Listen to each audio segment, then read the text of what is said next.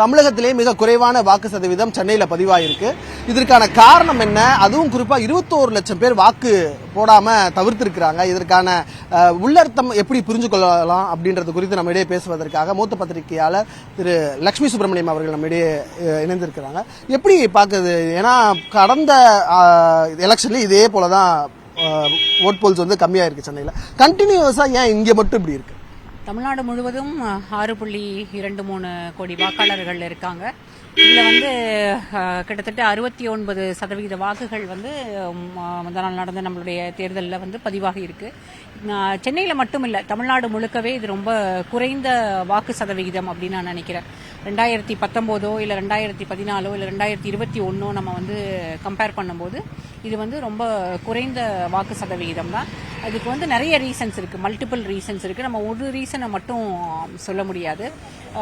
குறிப்பாக வந்து வெளியூருக்கு போகிறதுக்காக மக்கள் வந்து கிளம்பணும் அப்படின்னு நினைக்கும் போது, வாக்களிக்க போகணும் அப்படின்ற போது ட்ரெயின் ஃபெசிலிட்டிஸும் பஸ் ஃபெசிலிட்டிஸும் எக்ஸ்ட்ரா கோச்சஸோ இல்லை தற்காலில் டிக்கெட் புக் பண்ணுறதுக்கோ இல்லை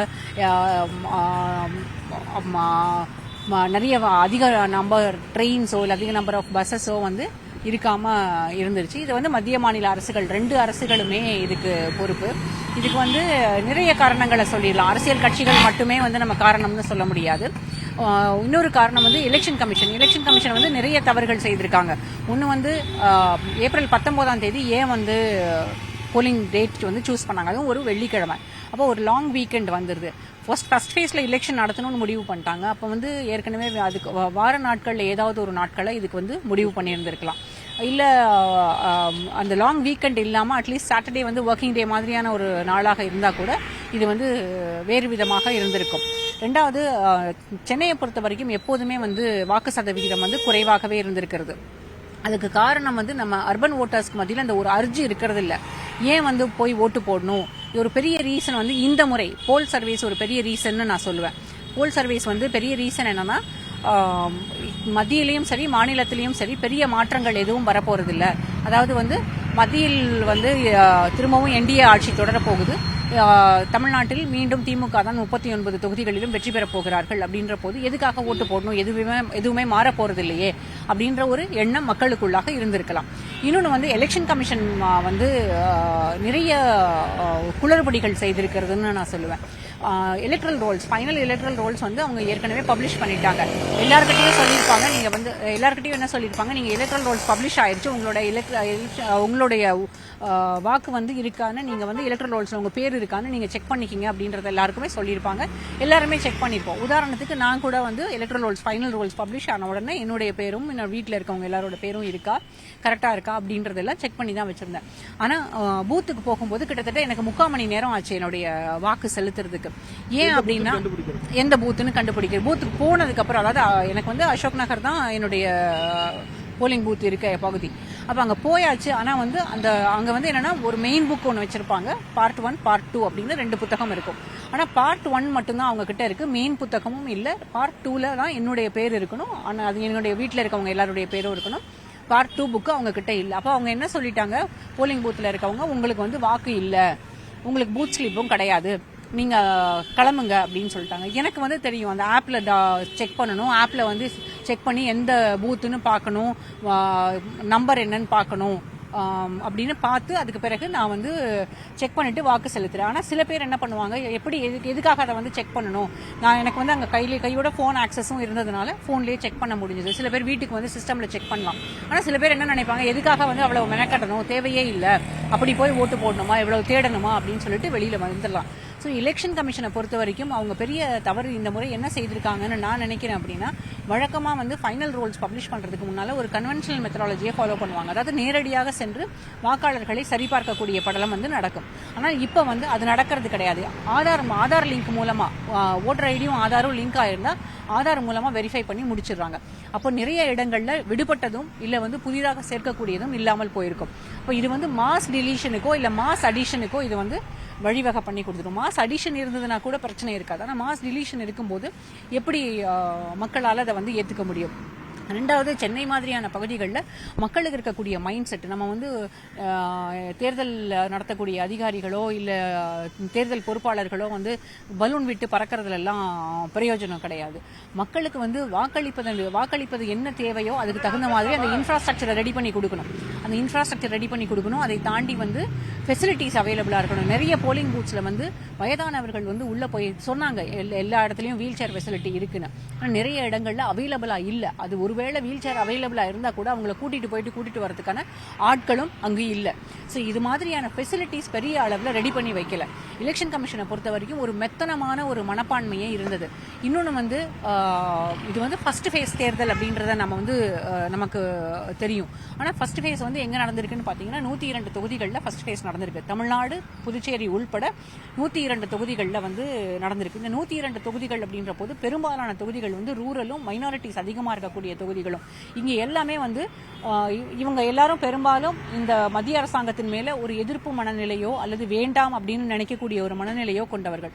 அப்ப இந்த தொகுதிகளை எல்லாம் முதல்ல வந்து வாக்கு பதிவு வந்து முடிச்சிடணும் அப்படின்ற எண்ணம், ஒரு பொலிட்டிக்கல் இன்ஃப்ளூயன்ஸ், எலெக்ஷன் கமிஷன் மேல ஒரு பொலிட்டிக்கல் இன்ஃப்ளூயன்ஸ் இருக்கு. அந்த பொலிட்டிக்கல் இன்ஃப்ளூயன்ஸை எலெக்ஷன் கமிஷனும் பயன்படுத்துது. அதனால இது மாதிரியான ஒரு வெளிப்பாடு.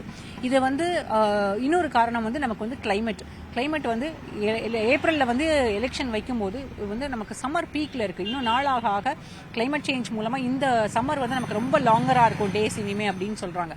வந்து ஒன்னும் பிப்ரவரியிலே எலெக்ஷன் முடிச்சிடணும், இல்ல ஏப்ரல் ஃபர்ஸ்ட் வீக்குள்ளார எலெக்ஷன் முடிச்சிடணும், இல்லைன்னா இன்னும் தள்ளி, அதாவது பீக் சம்மர் முடிஞ்சதுக்கு பிறகு அந்த தேர்தல் நடத்தணும். ஆனால் நமக்கு வந்து ஒவ்வொரு முறையும் அந்த இதனுடைய காலகட்டம் வந்து மே மாதம் முடியறதுனால நம்ம வந்து இந்த ஏப்ரலுக்குள்ள தேர்தல் நடத்தணும் அப்படின்ற ஒரு எண்ணம் வந்து எல்லார் மத்தியிலையுமே இருக்கு.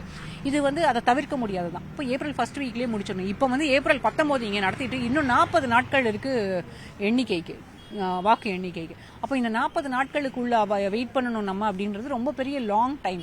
இதை வந்து முதல்ல ஏப்ரல் ஃபர்ஸ்ட் வீக்லேயே ஆரம்பிச்சு ஏப்ரல் செகண்ட் தேர்ட் வீக்குள்ளாலேயே முடிச்சிடலாம். எலெக்ஷன் கமிஷனுக்கு அந்த அளவுக்கு இன்ஃப்ராஸ்ட்ரக்சர் இல்லைன்னுலாம் சொல்ல முடியாது. ஏன்னா 2014 நம்ம தேர்தல் வந்து முதல் கட்டத்துக்கும் இறுதி கட்டத்துக்கும் வாக்கு எண்ணிக்கைக்கும் உள்ள நாட்கள் வந்து கிட்டத்தட்ட 20 நாள் தான். இப்போ மட்டும் ஏன் 40 நாட்கள் வரைக்கும் நம்ம எடுத்துக்கணும் அப்படின்ற கேள்வி இருக்கு.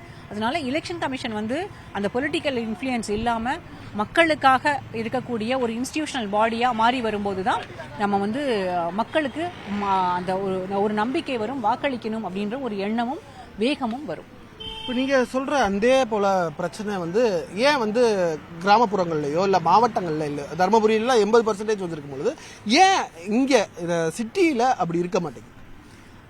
ஏன்னா நீங்கள் கிராமப்புறங்கள்ல எல்லாம் போனீங்கன்னா இந்த முறை எனக்கு தெரிஞ்ச வரைக்கும் இன்னும் வந்து எலெக்ஷன் கமிஷன் வந்து விமன் ஓட்டர்ஸ் எவ்வளவு பேர், மேல் ஓட்டர்ஸ் எவ்வளவு பேருன்றதை அவங்க வந்து பப்ளிஷ் பண்ணலாம். அந்த டேட்டா இன்னும் கொடுக்கல. ஆனால் நான் புரிஞ்சுக்கிட்ட வரைக்கும் கள்ளக்குறிச்சி, வேலூர், தருமபுரி இது மாதிரியான பகுதிகளில், சேலம் இது போன்ற, நாமக்கல் இது போன்ற பகுதிகளில் வந்து பெண்கள் வந்து அதிக அளவில் வந்து வாக்களிச்சிருக்காங்க அப்படின்னு நான் புரிஞ்சுக்கிறேன். ஏன்னா இதுல வந்து பெண்களுக்கான திட்டங்கள் நிறைய இருந்தது. பெண்கள் வந்து வாக்களிக்கிறது மூலமா தங்களுக்கான திட்டங்களை மீண்டும் அதை வந்து அந்த திட்டங்கள் மீண்டும் தொடரும், இல்ல வந்து புதிய புதிய திட்டங்கள் தங்களுக்காக கிடைக்கும், வெல்ஃபேர் ஸ்கீம்ஸ் பேஸ் பண்ணி வந்து ஓட்டு போட்டிருக்காங்க. இன்னொன்னு வந்து எல்லா அரசியல் கட்சிகளும் நம்ம வந்து இதை வந்து சுருக்கிடக்கூடாதுன்னு நினைக்கிறேன், அது மாதிரி சொல்லி சிறுமப்படுத்தக்கூடாதுன்னு நினைக்கிறேன். ஆனா எல்லா அரசியல் கட்சிகளும் வழக்கமாக வந்து அந்த கேஷ் டிஸ்ட்ரிபியூஷன் இருக்கும். இந்த முறை வந்து அந்த கேஷ் டிஸ்ட்ரிபியூஷன் பெரிய அளவில் நடக்கலை.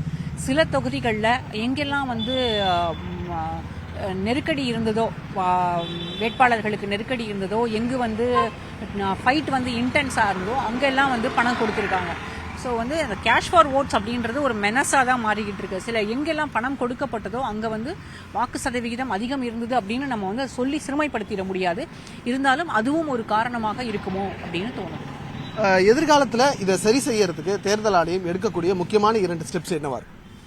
தேர்தல் ஆணையத்தை பொறுத்த வரைக்கும் மக்களே பிரதானம், தாங்க ஒரு இன்ஸ்டிடியூஷனை தாங்க வந்து ஒரு அட்டானமஸ் பாடி அப்படின்றத முதல்ல உணரணும். அந்த பொலிட்டிக்கல் இன்ஃப்ளூயன்ஸை ஷ்ரக் ஆஃப் பண்ணணும் முதல்ல. அதை வந்து அவங்கள்ட்ட இருந்து அதை வெளியில் எடுத்தாங்கன்னா மட்டும்தான் தேர்தல் ஆணையம் வந்து மக்களுக்கான ஒரு பாடியா, ஒரு அமைப்பா வந்து செயல்பட முடியும். மக்களுக்கான அமைப்பா என்னைக்கு செயல்பட தொடங்குதோ அன்னைக்கு தான் வந்து இந்த வாக்கு சதவிகிதம் வந்து அதிகரிக்கும். பெரும்பாலும் 70-72% இருக்கக்கூடியது இன்னும் அதிகமாக கூட வாய்ப்பு இருக்கு. ஏன்னா எலெக்ஷன் கமிஷனை பொறுத்த வரைக்கும் பழைய அதாவது ஒரு 10-15 ஆண்டுகளுக்கு முன்பாக எப்படி இருந்ததோ அதே மாதிரியான ஒரு நிலைமை. ஏன்னா இப்போ நம்ம வந்து தேர்தல் நடக்கிறதுக்கு 2-3 மாதங்கள் வரைக்கும் தேர்தல் ஆணையத்தில் இருந்த அந்த குளறுபடிகள் எல்லாமே எல்லாருக்குமே தெரியும். அருங்கோயில் வெளியில போனதாக இருக்கட்டும், அல்லது புதிதாக அமைக்கப்பட்ட ஆணையராக இருக்கட்டும், அல்லது வந்து பிரைம் மினிஸ்டர், யூனியன் மினிஸ்டர், அப்படி வந்து அந்த கமிட்டி யார் வந்து தேர்தல் ஆணையரை வந்து சூஸ் பண்றது அப்படின்னு கொடுக்கப்பட்ட கமிட்டியில இருந்த பொலிட்டிக்கல் இன்ஃப்ளூயன்ஸா இருக்கட்டும், இது எல்லாமே வந்து ஒரு பெரிய சிக்கலை தான் உண்டு பண்ணியிருக்கு. தேர்தல் ஆணையம் இது எல்லாத்தையும் விட்டு வெளியில வரணும். ஒரு இண்டிபெண்டன்ட் பாடியா இயங்க ஆரம்பிக்கும் போது மக்களுக்கு ஜனநாயகத்தின் மீது ஒரு மிகப்பெரிய நம்பிக்கை வரும். ஏன்னா இப்ப வந்து எப்படிதான் ஓட்டு போட்டாலும் எதுவுமே மாற போறது இல்லை அப்படின்ற போது மக்களுக்கு அந்த நம்பிக்கை போயிடுது. வேண்டாம் அப்படின்னு நினைக்கக்கூடியவர்கள் கூட வந்து போட மாட்டேங்கிறாங்க. வழக்கமா வந்து வெறுப்பு அதிகமா இருந்தது, ஒரு அரசாங்கம் வேண்டாம் அப்படின்னு நினைக்கிறாங்கன்னா மக்கள் ரொம்ப வேகமா வந்து நிறைய இடங்கள்ல வாக்கு செலுத்திட்டு போயிடுவாங்க. ஆனா இது ஒண்ணு மட்டுமே காரணம் அதிக வாக்கு சதவீதம் அதிகரிக்கிறதுக்குன்னு நம்ம சொல்லிட முடியாது. நிறைய காரணங்கள் இருக்கலாம். இப்போ பொலிட்டிக்கல் இன்ஃப்ளூயன்ஸ் இல்லாம தேர்தல் ஆணையம் இயங்க வேண்டும். இன்னொன்னு வந்து இந்த பீக் சம்மரை விட்டுட்டு வேற காலகட்டத்தில் இந்த தேர்தலை நடத்துவதற்கான முயற்சிகளை தேர்தல் ஆணையம் எடுக்க வேண்டும். இவ்வளவு காரணிகள் இருந்தாலும், எவ்வளவு கஷ்டமான சூழ்நிலைகள் இருந்தாலும், தங்களது வாக்கு என்பது அவர்கள் இந்த நாட்டினுடைய பிரதிநிதி, பிரஜை என்பதற்கான முக்கியமான ஒரு அங்கீகாரமாகும். அதை சரியாக இந்த தேர்தல் காலத்தில் அவர்கள் பயன்படுத்த வேண்டும் என்பதும் நம்முடைய எதிர்பார்ப்பாக இருக்கிறது. ஒளிப்பதிவாளர் அம்ஜித்துடன் நியூஸ் 18க்காக சுபாஷ் பிரபு.